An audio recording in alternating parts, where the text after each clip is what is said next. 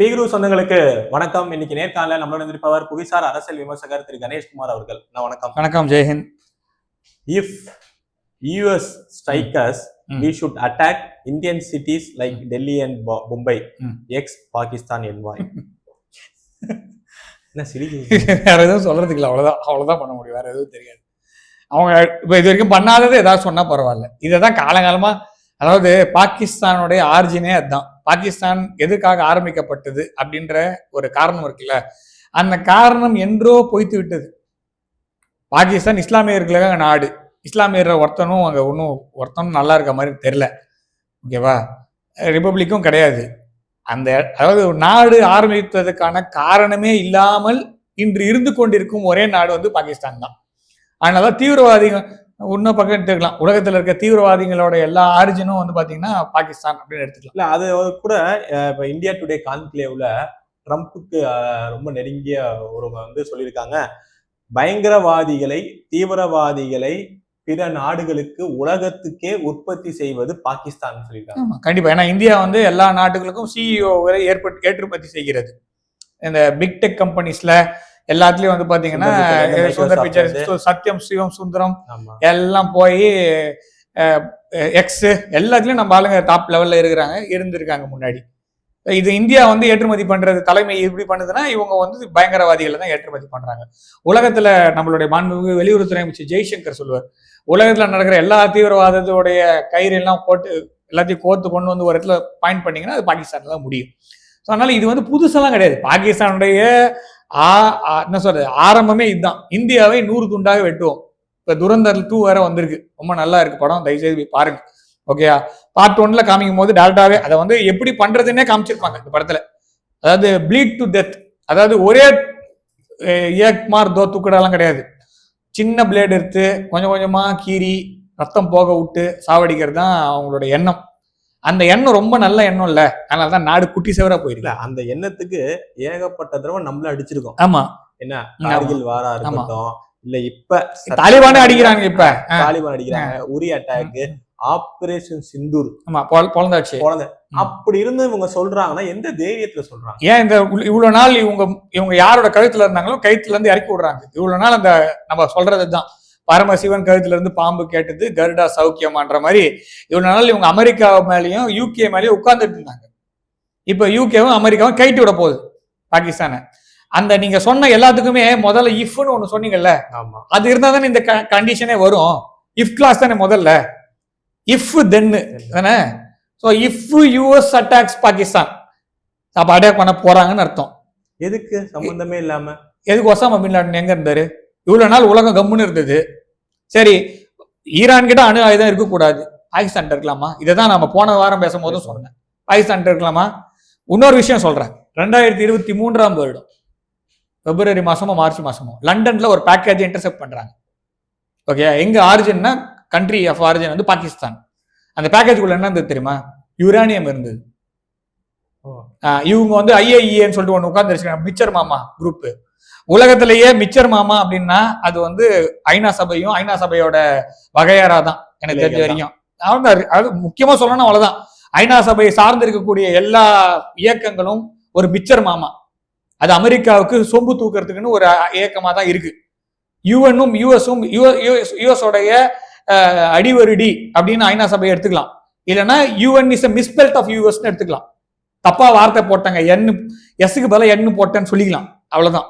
மற்றபடி ஐநா சபையால எந்த பிரயோஜனமும் மற்ற நாடுகளுக்கெல்லாம் இருந்ததே கிடையாது. அமெரிக்கா தான் ஹெட் குவார்டர்ஸையும் வச்சுக்கின்னு, இந்த நம்ம ஊர்ல சொல்லுவாங்க மோதிலால் நேரு வீட்டை கொடுத்தாரு நாடு எடுத்துனாருன்ற மாதிரி. ஸோ இங்கேயும் அதே மாதிரிதான், அந்த இடத்த கொடுத்துட்டு மொத்த உலகத்தையும் எடுக்கிறதுக்கு அமெரிக்கா வந்து ஒரு ஆர்கனைசேஷன் லேப் டாக் இப்படி வளர்க்குதுன்னா அது ஐநா சபை தான். சொல்ற வார்த்தை தடிமனா இருந்ததுன்னா மன்னிப்புலாம் கேட்க முடியாது. ஐநா சபையை ஒழுங்கா அதோட வேலையை செய்யட்டும், அதுக்கப்புறம் நான் வந்து மன்னிப்பு கேட்டுக்கிறேன். அது வரைக்கும் ஐநா சபை மிச்சர் மாமா லேப் டாக் ஆஃப் யூஎஸ் தான் நான் பாக்குறேன். இதுல வந்து எந்த ஒரு மாற்று கருத்தும் கிடையாது. ஏன்னா இந்த பாகிஸ்தான் இந்த வார்த்தை சொல்லுது இல்ல, ஐநா சபை என்ன பண்ண போகுதுன்னு பார்ப்போம். சரி, யூஎஸ் என்ன பண்ணுதுன்னு பார்ப்போம். இல்ல, எனக்கு இங்கதான் கேள்வி வருது. நம்மளே பேசியிருப்போம். இதே ஒரு 4 நாளைக்கு முன்னாடி தான் நியூக்ளியர் அவங்க தாக்குதல் பண்றத, நியூக்ளியர் வச்சு தாக்குதல் பண்றதுக்கு அமெரிக்காவை தாக்குதல் பண்றதுக்கான சாத்தியக்கூறு இருக்குன்னு துளசி அவங்க சொல்லியிருக்காங்க. அதை சொல்றாங்க. இப்ப இது மாதிரி இவங்க சொல்றாங்க. ஏதோ ஒரு சூழ்ச்சி நடக்குதா? சூழ்ச்சிலாம் வேணாங்க. அவனோட வெப்பன் தாங்க அது. அப்படி பாத்தீங்கன்னா கூட 2 பேர் தாங்க அவனுக்கு கொடுக்க முடியும். பாகிஸ்தான் செஞ்சாங்கன்னு சொன்னா இது இட்லினா சட்னி கூட நம்பாது. பாகிஸ்தான் கிட்ட இருக்க அணு ஆயுதம் பாகிஸ்தானே செஞ்சுச்சுன்னு வச்சுக்கோங்களேன், சீரியஸா சொல்றேன். அதான் அது இட்லினா சட்னியும் நம்பாது.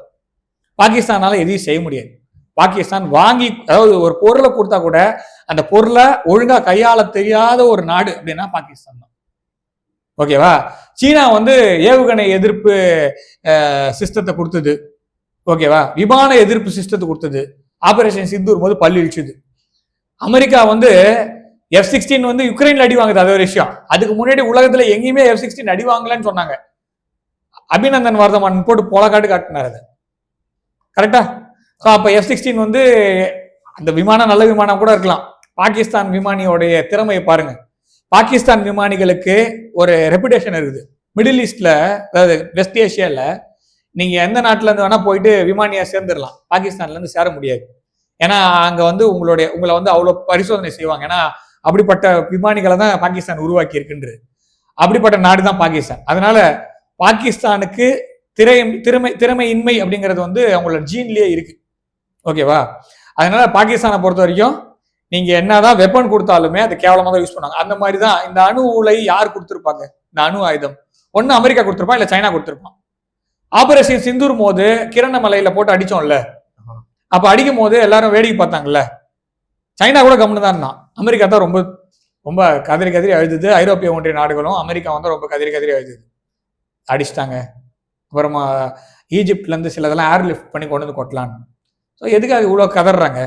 ஸோ நான் இன்னொரு கேள்வி கேட்கிறேன், போன வாரம் கேட்ட கேள்வி அதே திரும்ப கேட்கிறேன்.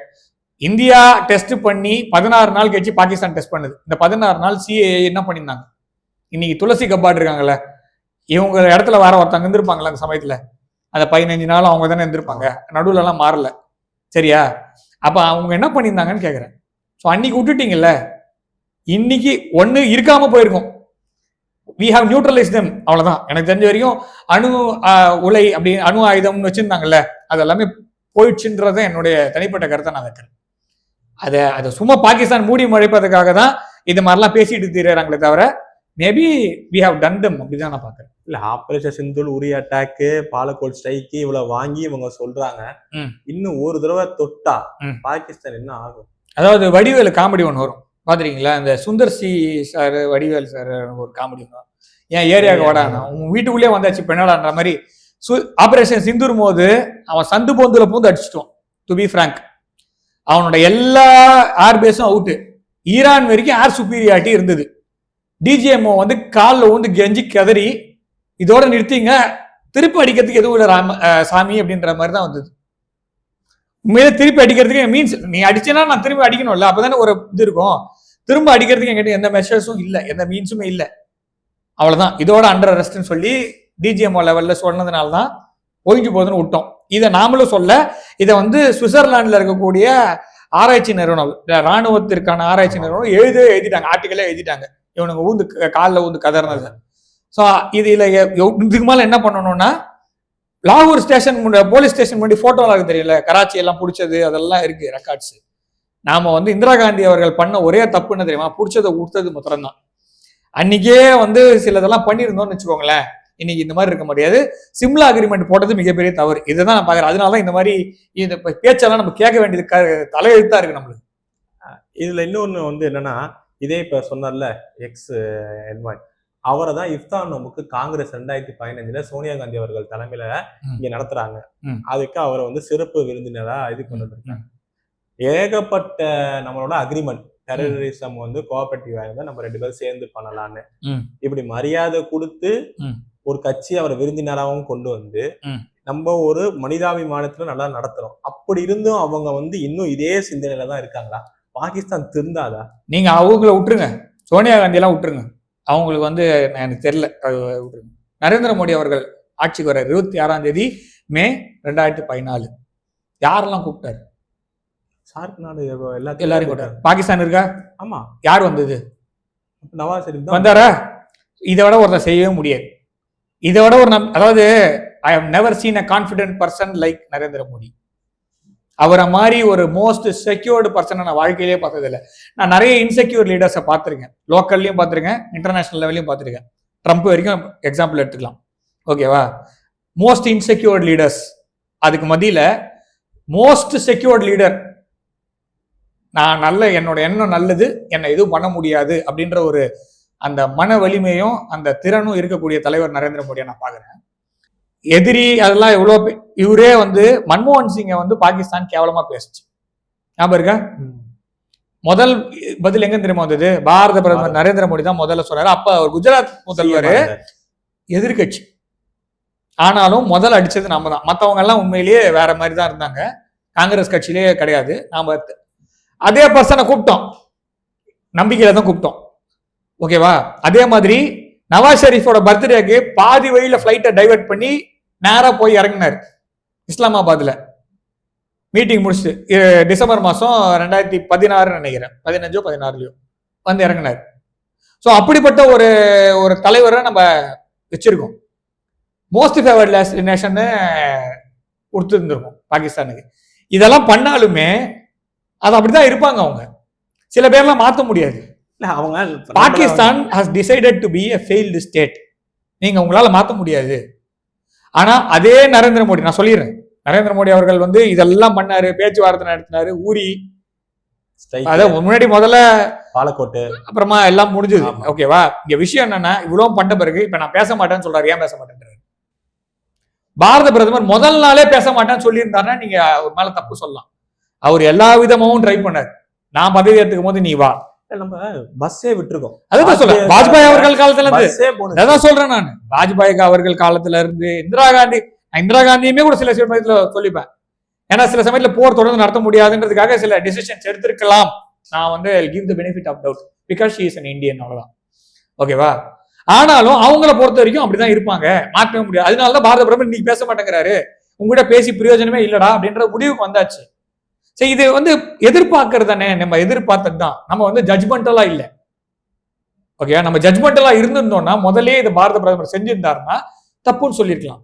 இன்னைக்கு நம்ம இதெல்லாம் அதாவது முதல்ல வந்து I will give you some chances. அந்த சான்ஸை நீ எப்படி யூஸ் பண்றன்றதான் நம்ம முதல்ல பார்க்கணும். அந்த சான்ஸை நீ யூஸ் பண்ணல, இந்த திரும்ப திரும்ப அங்கதான் வந்து நிக்கிற. இப்பவும் நீ பேசுறது தப்பு. இப்பவும் நீ உன்னை அடிக்கிறது யூஎஸ், நீ அடிக்கிறன்னு சொல்றது மும்பையும் டெல்லியும், பலுச்சிஸ்தானு, இப்ப ஆப்கானிஸ்தான் அவங்க அடிக்கிறாங்க. நீங்க சொல்ற மாதிரி யூஎஸ் அடிக்குது. ஃபர்ஸ்ட் பாகிஸ்தான் அதை மீறி வருமா? முதல்ல அதெல்லாம் ஒண்ணும் கிடையாது. யூஎஸ் அடிக்கணுங்க பாகிஸ்தானை. எப்படி அடிக்கணும்னா, இந்த மாதிரி அணு ஆயுதம் கொண்டோ இதெல்லாம் வேண்டாம். நீங்க சாங்ஷன்ஸ் ஊர் முழுக்க போறல, நீ முதல்ல சாங்ஷன்ஸ் போட வேண்டியது நீ நார்த் கொரியா சாங்ஷன்ஸ் போட வேணாம், ஈரானுக்கு சாங்ஷன் போட வேணாம், சிரியாவுக்கு சாங்ஷன் போட வேணாம், பாகிஸ்தானுக்கு போட்டு தொலைங்கடான்னு தான் கேட்கணும் முதல்ல. ஏன்னா ஊர்ல 2 ரெட்டை கோபுரத்தை இடிச்சு தள்ளினா அந்த ஆளு சவுதி சிட்டிசன் இல்லைன்னு சொல்லிட்டான், வெளில போயாச்சு. எந்த ஊர்ல இருக்கான்னு ஊர் முழுக்க தேடி எல்லா நாட்டையும் சாவடிச்சுட்டு 10 லட்சம் பேர் செத்தான் ஈராக்ல. இன்னைக்கு செத்துன்னு இருக்கான் ஜனங்க. அந்த ஆள் ஜாலியா 5 ஸ்டார் வாழ்க்கை வாழ்ந்தான் பாகிஸ்தான்ல. அந்த மாதிரி 3rd ரேட்டட் கண்ட்ரியை நீ மேஜர் நாட்டாலேன்னு தோல் மலை போட்டு கை போட்டு நிக்காந்துருக்க. இந்த அசிமுனிரை கூட்டின்னு போய் ஒயிட் ஹவுஸ்ல உட்காந்து விருந்து கொடுத்துட்டு ஐ லவ் திஸ் மேன் சொல்ற. உன்னை விட கேவலமான எனக்கு எதுவும் சொல்ல தெரியல. நீ உலகத்துல பெரிய என்னன்னா நீ அந்த ஸ்தானமே அமெரிக்க மக்கள் தான் முடிவு பண்ணும். இந்த மாதிரி ஒரு 3rd ரேட்டட் கண்ட்ரியோட 3rd ரேட்டட் ஜெனரல ஐ லவ் திஸ் மேன் ஒரு மக்களாட்சி தத்துவம் கொண்ட ஒரு நாட்டோட தலைவன் சொல்லவே மாட்டான். அது அமெரிக்காவோட தலைவர் சொல்றாரு. அமெரிக்க மக்கள்லாம் சிரிக்கிறாங்களா? அவங்கதான் பதில் சொல்லணுமே தவிர நம்ம சொல்ல வேண்டாம். இதே வேற ஒரு நாட்டு தலைவன் பண்ணியிருந்தான்னு வச்சுக்கலாம், அமெரிக்க மக்கள்லாம் கொதித்து எரிஞ்சு அசிங்கமா கிண்டல் பண்ணி மீம்ஸ் எல்லாம் போட்டிருப்பாங்க. அவங்க நாட்டு தலைவர் செய்யும் போது ஒன்றும் செய்ய மாட்டாங்க, எல்லாம் கூட்டு ஒன்னா உட்காந்துப்பாங்க ஒன்னா. அதனால பாகிஸ்தான் மீது நீங்க தாக்குதல்லாம் செய்ய வேணாம், சாங்ஷன்ஸ் போடு போதும். நீ ஈரான் மேல சாங்ஷன்ஸ் போறியோ இல்லையோ, உலகத்தின் மிக அச்சுறுத்தல் கொண்ட நாடு எதுனா பாகிஸ்தான் தான். அதுக்கப்புறம் தான் மற்ற எல்லா நாடும், ஓகேயா? முதல்ல ஈரான் மேல வச்ச ஸ்கேல அப்படியே கொஞ்சம் திருப்பி கேமராவை லைட்டா திருப்பி பாகிஸ்தான் மேல வை. ஈரான் செய்ய போறதா சொல்ற எல்லா தப்பையும் பாகிஸ்தான் செஞ்சிருக்கு. நீ வந்து அணு ஆயுதம் தீவிரவாத கும்பலுக்கு கொடுத்துருவான்னு சொன்ன. டேய், பாகிஸ்தானோட யுரேனியம் லண்டன்ல இன்டர்செப்ட் பண்றாங்க. அந்த லண்டன்ல ஏதாவது ஒரு வெடிச்சு இருந்ததுன்னா லண்டன்ல இருக்கிறவங்க என்ன அவன் நினைச்சு பாருங்க. சரி, அது வேற ஒருத்த கும்பல் இருக்கிற நியூயார்க்னு ஒத்துப்பீங்களா? அப்போ பாகிஸ்தானு ஏங்க யுரேனியம் ஈரான் கிட்ட வந்தா மாத்திரம் தான் அமெரிக்காவுக்கு எதிராக வேலை செய்யுமா? இல்ல யூகேக்கு எதிராக வேலை செய்யுமா? பிரான்ஸுக்கு எதிராக வேலை செய்யுமா? ஜெர்மனிக்கு இட்டாலிக்கு எதிராக அதாவது பாகிஸ்தான்ல இருந்து வந்தா எதுவுமே செய்யாது. அப்போ வந்து மனுஷங்களை வாழ வைக்குமா அது யுரானியம்? ஏங்க அது முக்கியமான ஒரு என்ன சொல்றது, இருக்கிறதுலயே அசாட் லிஸ்ட்லயே ரொம்ப முக்கியத்துவமா இருக்கிற ஒரு மெட்டீரியல சாதாரண ஒரு லாஜிஸ்டிக்ஸ் பேக்கேஜ்ல அனுப்புறான் பாகிஸ்தான். அது கண்டுபிடிச்ச பிறகுதான் உனக்கு சொல்லவே சொல்றானுங்க வாயை திறந்து. சோ இப்படிப்பட்ட நாடு மேல நீ சாங்ஷன்ஸ் போட மாட்ட. ஊருக்கு இழைச்சவன் உணவத்தை வருவான், அவன் மேல சாங்ஷன்ஸ் போட்டு இந்த மாதிரி அடிச்சுன்னு இருப்பேன், அவ்வளவுதான். சோ பாகிஸ்தான் மீது அமெரிக்கா கண்டிப்பாக தாக்குதல் செய்ய வேண்டும். ஆனால் இந்த மாதிரி தாக்குதல் செய்யக்கூடாது. பொருளாதார தாக்குதல் செய்யுங்க. முடிஞ்சா அந்த ஊர்ல இருக்கிற தீவிரவாதத்தை முதல்ல வேரோட அழிங்க. அதுதான் உங்களுக்கும் நல்லது, உலகத்துக்கும் நல்லது. இந்த கமெண்ட்டை XNY அவர்கள் சொன்னதை வந்து நம்ம நாடு, நம்ம அரசாங்கம் எப்படி எடுத்துக்கும்? நான் சொன்னா சிரிச்சுருவாங்கப்பா அப்படின்னு கடந்து போயிடுவாங்களா இல்ல எப்படி? இல்ல, நம்ம இந்தியா முதல்ல சிரிக்க எல்லா நீங்களே முதல்ல படிக்கும் போது அப்படிதான் சிரிச்சிருப்பீங்க. அதுக்கப்புறமா தான் ஆரம்பிச்சோம். இந்தியா எந்த விதமான அச்சுறுத்தலையும் தாங்குகின்ற அது பதிலடி கொடுக்கின்ற இடத்துல தான் நம்ம இருக்கோம். சரியா? நம்ம வந்து ஃபர்ஸ்ட் ஸ்ட்ரைக் மாத்திரம் நம்ம பண்ண மாட்டோம். முதல் அடி அடி இல்லை. ரஜினி அது மாதிரி ஈரானும் அதே தான் சொல்றான். India most of the countries அதான் சொல்லுவாங்க. எனக்கு தெரிஞ்ச வரைக்கும் ரஷ்யா கூட அதான் சொல்லுவோம், முதல் அடி நான் அடிக்க மாட்டேன். இப்பதான் ரீசெண்டா ட்ரம்ப் ரொம்ப ரொம்ப பேசின உடனே புட்டின் சொன்னாரு we have to reconsider in nuclear doctrine அப்படின்னு இப்பதான் சொன்னார் ட்ரம்ப் புட்டின். ஏன்னா ட்ரம்பால வந்தது, நான் முதல்ல அடிச்சா கேட்காதான்னு சொன்னார் புட்டின். ஸோ அந்த மாதிரி இந்தியா வந்து முதல்ல தாக்காது. ஆனா தாக்குவதற்கு பாகிஸ்தான் என்ற நாடு இருக்காது. அந்த நாடு மட்டுமல்ல, அந்த நாட்டின் பின்புறமாக இருக்கக்கூடிய எந்த நாடும் இருக்காது. இது வந்து 100% ஷோர். இதை வந்து நீங்க நோட் பண்ணி வச்சுக்கோ. அவ்வளவுதான். முதல் அடி நம்மளுக்கு அதிகமா பாதி வழியில நிறுத்திடுவோம். ஏன்னா ஆபரேஷன் சிந்தூரின் போது சிந்தூர் நடக்கும்போது நடுவில் ஒரு நாள் ஒரு ஏவுகணை நம்மளுடைய டெல்லியை நோக்கி வீசப்பட்டது. அதை நாம் தடுத்து நிறுத்தினோம். அதுக்கப்புறமா தான் பொலக்காடு காட்டும். அது எங்க வந்ததுன்னு எங்களுக்கு தெரியும். அந்த மிசைலு எதை நோக்கி வந்ததுன்னு நம்மளுக்கு தெரியும். அதை நம்ம தடுத்து நிறுத்திட்டோம். அதுக்கப்புறமா வச்ச அடிதான் அந்த எல்லாமே. ஸோ அதுலயும் நீ பாடம் கத்துக்கலன்னா இதை விட பெரிய பாடம் கத்துக் கொடுக்குறதுக்கு நம்ம ரெடியா தான் இருக்கோம். ஸோ நீ வந்து சும்மா இது மிரட்டல்லாம் வந்து இது 1947 இருந்து பண்ணிட்டு தான் இருக்காங்க. ஓகேவா? அது அவங்களுடைய பிறவி குணம், அதுதான் அவங்களுடைய ஐடியல்ஸ் ஆஃப் த சொசைட்டி அப்படின்னுவாங்கல்ல, அதுதான் அவங்க நாடு. ஸோ அது வந்ததுன்னா பார்த்துக்கலாம். அப்போ வரும்போது அந்த நாடு இல்லாமல் போகும். அவ்வளவுதான் என்னுடைய கருத்தா நான் நினைக்கிறேன். நேரம் உங்க நேரத்தை நம்ம தளத்தை வந்து பயணமிக்க ரொம்ப நன்றி. நல்லதே நடக்கும். வாழ்வு. ஜெய்ஹிந்த், வந்தே மாதரம்.